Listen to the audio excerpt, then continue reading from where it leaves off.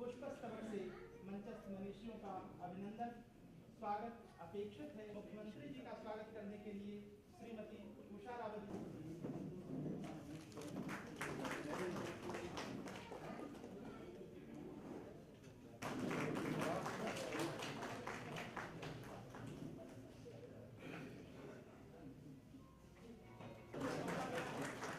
हमारे जैसे रावत जी हैं, वरिष्ठ पत्रकार हैं, मनीषी हैं, विद्वान हैं, पुष्पस्तबक के माध्यम से और शौक पैदा करके माननीय मुख्यमंत्री जी के हाथों किया जा रहा है। उनका पुनः पुनः सम्मान माननीय मुख्यमंत्री जी के हाथों।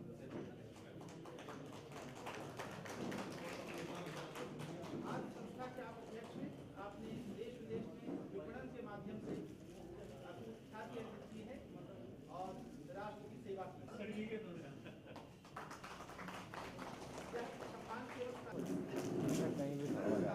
अपने आप में शिव का आगमन होता है, क्योंकि ग्रंथ शिवस्व रूप हुआ करते हैं।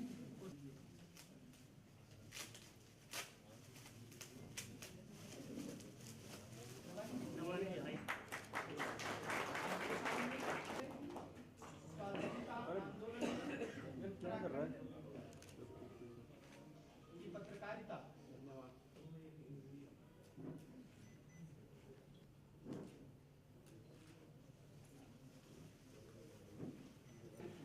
विनोद शर्मा जी नवा किताब लिखी है। वो स्वाधीनता आंदोलन में आपको मालूम है उस जमाने के, न तो आज की डेट में कोई अखबार रहने में, शायद एक अखबार 37 साल में चल रहा है। कैलाश पांडे जी मैंने बुलाया तो आ नहीं पाए, उनके भाई का ऑपरेशन हो रखा है। उस जमाने के उन पत्रकारों में से मुख्यमंत्री जी केवल एक व्यक्ति जिंदा है, पत्रकारिता रहेगी। इसी मकसद से मैंने ये किताब लिखी थी कि लोगों ने किसी जमाने में, किस हाल में पत्रकारिता की लोगों का मिशन क्या। आज तो सबसे महत्वपूर्ण व्यक्ति जो है जय सिंह रावत जी हैं, और अच्छी बात यह है कि ये महत्वपूर्ण बने रहते हैं कि ये तीसरी किताब है जिसके विमोचन समारोह में मुझे आने का मौका। इसी तरीके से धारा प्रभाव बनी रहे कि बहुत बड़ा मैसेज है और बहुत बड़ा एफर्ट है, और हमारे इतिहास का बहुत ही ग्लोरियस, बहुत शानदार पक्ष है जो है स्वाधीनता संग्राम में उत्तराखंड की पत्रकारिता का योगदान बहुत ही गोल्डन लेटर्स में लिखे जाने लायक वस्तु है, जिसको उन्होंने उकेरा है अपनी लेखनी के जरिए और लोगों तक पहुंचाया है।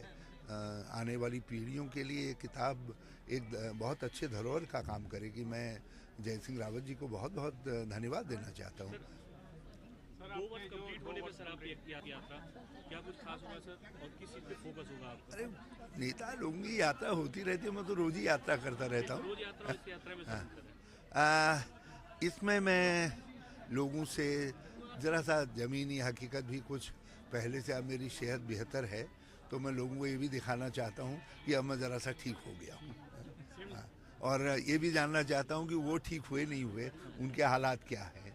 और बहुत सारी बातें हैं, बहुत सारे हमने इनिशिएटिव शुरू किए हैं जो पब्लिक सपोर्ट से ही पूरे हो सकते हैं, उसके विषय में भी मैं उनसे जानकारी लूँगा। तो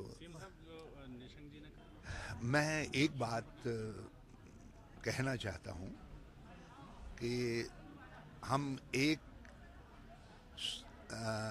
जिस पर उनको विश्वास हो, एक वॉचमैन कहे, ये जो भी उसका नाम देना चाहे वो नियुक्त करने के लिए तैयार हैं, जो सारे मूवमेंट को, जिसमें ज़मीनों के मूल्यांकन इत्यादि भी सम्मिलित हैं, उनका निरीक्षण करने का काम करेगा। नंबर 1। नंबर 2, अभी तो कोई ट्रांजैक्शन हुआ ही नहीं है।